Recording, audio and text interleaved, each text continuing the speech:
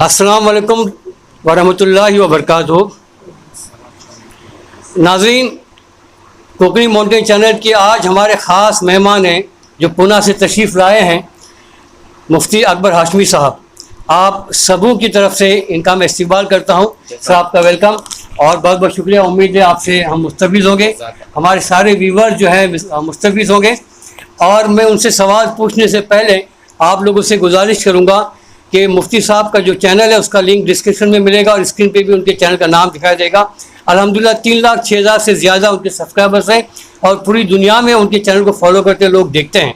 आज ये महफिल जो जमी है, ये मजलिस जमी है, बल्कि मुमरा में दोस्ती प्लानेट जो इरफान शेख साहब इंजीनियर हैं उनके मकान पे है। बहुत ही मुफ्ती साहब से सवाल है कि ड्रग से पास माशरा की तश्कील में मसाजिद और समाज का क्या रोल होना चाहिए। खासकर हम मुस्लिम इलाकों में देखते हैं कि ड्रग्स एडिक्ट्स और जो ड्रग बेचने वाले या उनके डीलर्स हैं बड़े जो हावी रहते हैं, अलग अलग रंग रूप में रहेंगे और दाढ़ी टोपी वाले भी रहेंगे। क्या इनफरादी तौर पर उनसे लड़ा जाए या इज्तिमाई तौर पर कानून उस पर किस तरह से मतलब रोकथाम करें?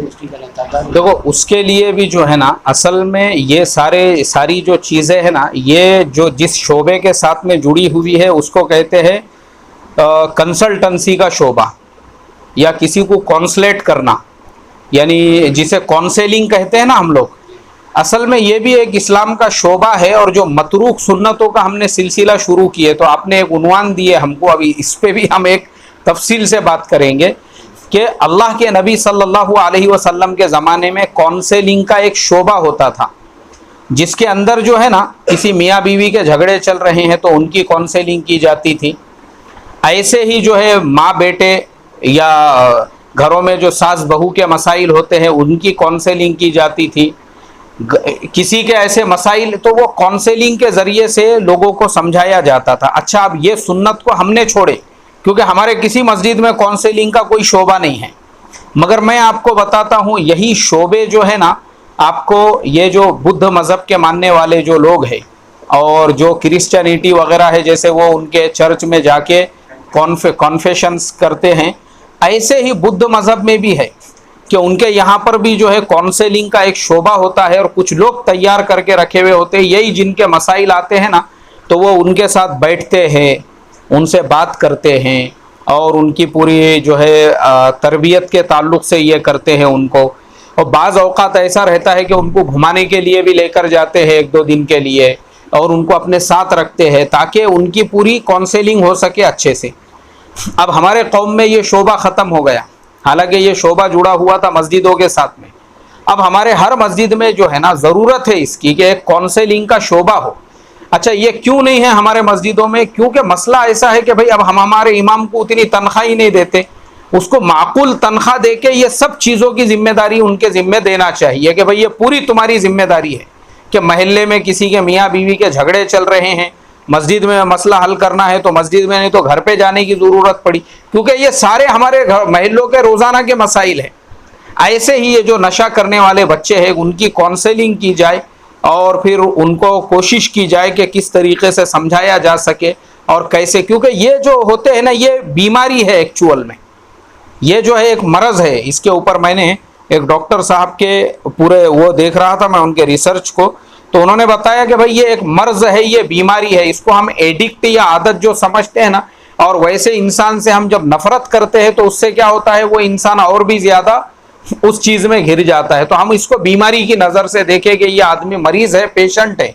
अब इससे कितने प्यार से, मोहब्बत से और समझा बुझा के हम उसकी आदत को छुड़वा सकते हैं और उसको घुमाने के लिए लेकर जा रहे हैं और उसको इतना यानी उसको रिस्पेक्ट दिया जा रहा है और उसको सम्मान दिया जा रहा है, तो ऑटोमेटिकली उसके अंदर से जो है थोड़ा करके ये चीज़ें ख़त्म होती है।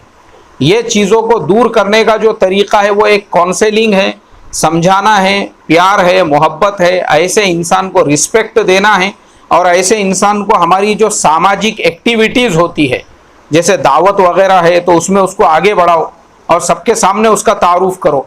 हमारा प्रॉब्लम क्या हो जाता है, हम तारुफ उनका कराते हैं जो इनसे मिली है, माशाल्लाह ये हमारा बच्चा जो है ये मेडिकल पढ़ रहा है या ये बच्चा हमारा जो है फॉरेन में जॉब करता है, اور اس کو ایک دم پیچھے رکھا جاتا ہے, اس کا تعارف بھی نہیں کراتے, تو اس کے اندر اور زیادہ نگیٹیوٹی پیدا ہوتی ہے. جبکہ اس کو بلا کے اس کے اندر بھی کچھ اچھائی ہوں گی, ایک آدھ دو, اس کو بیان کیا جائے. ماشاءاللہ ہمارے یہ نوجوان سے آپ ملیے اور دیکھیے یہ نوجوان اتنے ملنسار ہے اور ہر پروگرام میں اور ہر کام میں سب سے آگے آگے رہتے ہیں.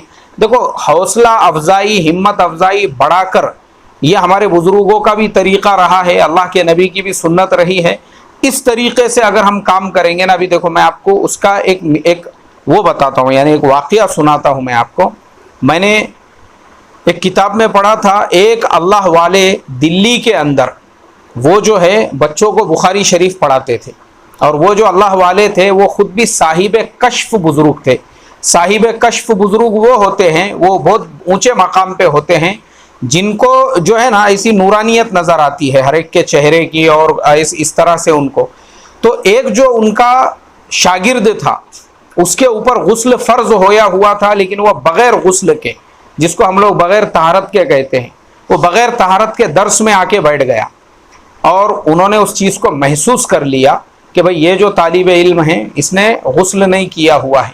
تو ان اللہ والوں نے اس کو اکیلے کو نہیں بولے کہ بولے بھائی تو ناپاک ہے, تو آ گیا درس کے اندر, چلو جاؤ غسل کر کے آؤ.